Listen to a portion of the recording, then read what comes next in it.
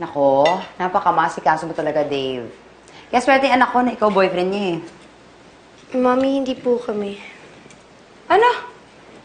Abay, nang petsa na. Kung kasi matagal ko nang sinagot tong si Dave.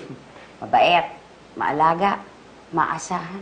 Tita, iniisip ko lang po na baka ayaw niya ma-offend si Eunice. Alam mo na, magkaibigan sila. Sino yun?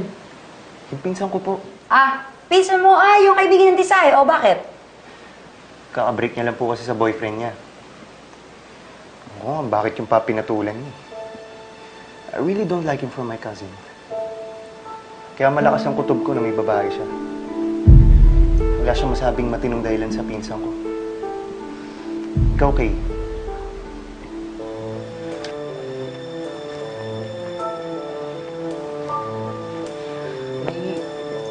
May idea ka ba kung bakit nakipag-iwalay si Tristan? Tristan, yung yung kababata. Ma. Ha? Pwede po bang tikman niyo yung niluto ko kasi kanina ko pa hinabol yung lasa nun hindi ko mahabol-habol. Okay. Sige, wait. Wait lang wait lang, Dave. Sige po, tita. Ano ba yan?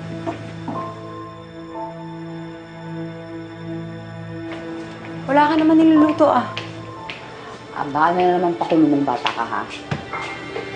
Mami, kasi hindi po alam ni Dave na kababata ko si Tristan. Okay, so bakit di mo sabihin anong kaso doon?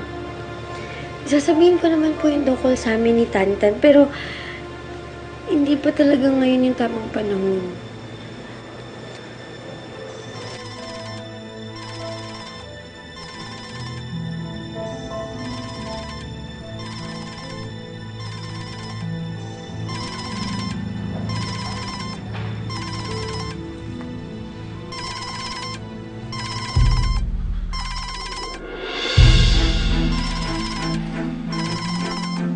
Tristan?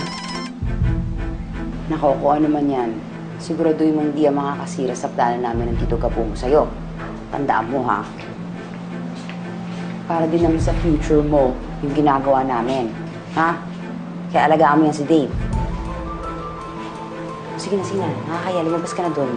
Huwag mong paghintayin yung bisita.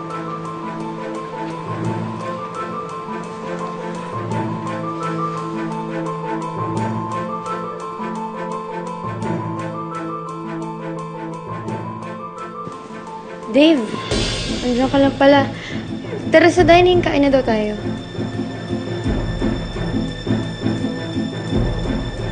Bakit mo hawak yung phone ko?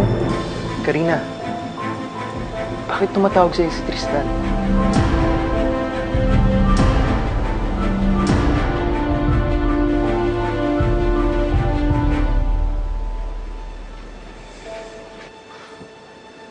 I saw your call history. Ilang beses kayo nag-uusap ni Tristan? Bakit kayo nag-uusap? Tristan, yun nga yung sinasabi ko. Yan Tristan na yan, tawag ng tawag sa kanya. Order ng cupcakes. Sinabi ko na nga na huwag nang sagutin kasi unang-una, kuripot. Pangalawa, angas-angas makipag-usap. Di ba? Kaya ako talaga, kami ang Tito Gabo mo. Sa'yo kami, Dave. Wala na iba. Diba?